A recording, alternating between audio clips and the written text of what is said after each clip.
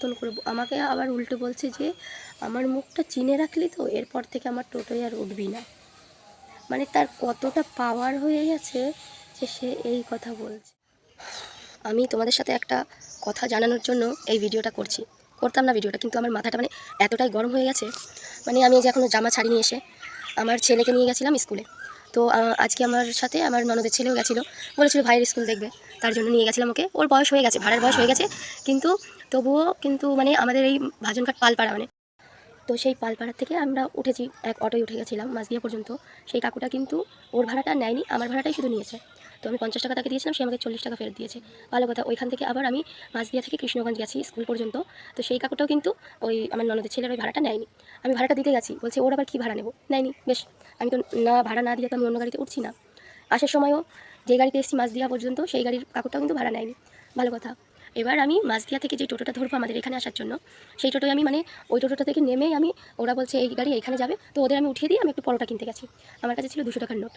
আমি ওই কাকুদের ভাঙানো নেই, আমি বলছি আচ্ছা কাকু আমি ওষুধটা কিনে আনি, তারপরে তোমাকে ভাঙিয়ে এনে দিচ্ছি। আর আজকে কেন জানি না কী হয়েছে, মাঝদিয়ায় কোনো ফার্মেসি খোলা নেই, শুধু মানে 12টার আগে নাকি খুলবে না। এবার পরোটার দোকানের কাছাকাছি যে ফার্মেসিটা ছিল, আমি সেখানে গেলাম, দেখি বন্ধ। তারপর আমার উপায় নেই, টাকাটা ভাঙিয়ে দিতে হবে আমাকে। তো ওই টোটোওয়ালা কাকুকে দেখিনি, মানে তারা আলাদা হয়ে এক জায়গায় সব কথা বলছিল, আর আমি এটাও কিন্তু দেখিনি যে কোন টোটোয় আমি উঠেছিলাম। তারপর আমি কাউকে কিছু বলেও যেতে পারিনি। আমি সোজা চলে গেছি মাঝদিয়া স্টেশনের ওপরে রাজু ফার্মেসি আছে, সেইখানে গিয়েছি। ওইখানে সেই ওষুধটা ছিল না, আমাকে আবার ঘুরে আসতে হয়েছে। শুধু ওরা 1 থেকে 2 মিনিট হয়তো দাঁড়িয়েছে, আর অন্য প্যাসেঞ্জারের গাড়ি মানে এক টোটো তো একদিকে চাই না, এদিক ওদিক অন্যদিকে চাই। তো সেইটা সেই ওনার আগে ওই গাড়িটা চলে গেছে। মানে আমার কথা হচ্ছে মানুষের ব্যবহারটাই সবথেকে বড় কথা। তুমি যদি ব্যবহার ভালো না করো, তোমার গাড়িতে কেউ উঠবে না।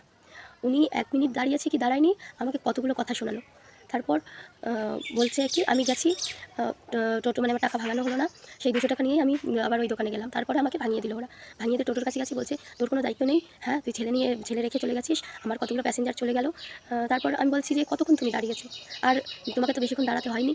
দিয়ে বলছে আমি জানিও না যে আমি কোন টোটোওয়ালার গাড়িতে উঠেছি। আমি বলছি আমি কি জানি, আমি তো তোমার টোটোয় উঠেছি, আমি তাহলে তোমাকে বলেই যেতাম।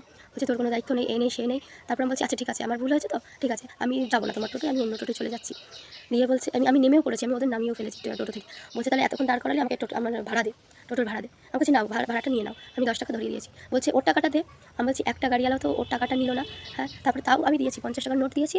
এবার আমি গাড়িতে উঠবো না, সে আমার থেকে 30 টাকা নিয়েছে। আমাদের এখান থেকে পালপাড়া আসতে 15 টাকা ভাড়া নেয়, দুজনের টাকায় নিয়েছে।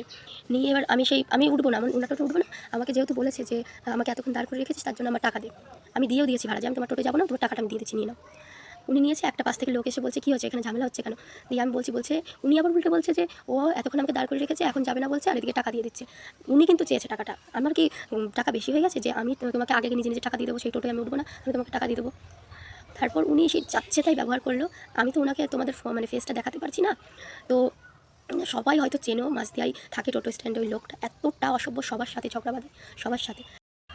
মানে ওনার ব্যবহারটা এতটাই খারাপ, ওনার নামে অনেকে কমপ্লেন করে। আর আজকে তো সত্যি কথা বলতে আমি ভাবতেও পারিনি যে এমন হবে। আমি যখন বাজারে উঠছিলাম, তখন একটা দিদি আমার সাথে যে যাই বাজারে, আমরা গাড়িতে গেছিলাম, আমি যখন বাজারে উঠি, তো সেই দিদিটা কিন্তু নামছে বাজার থেকে।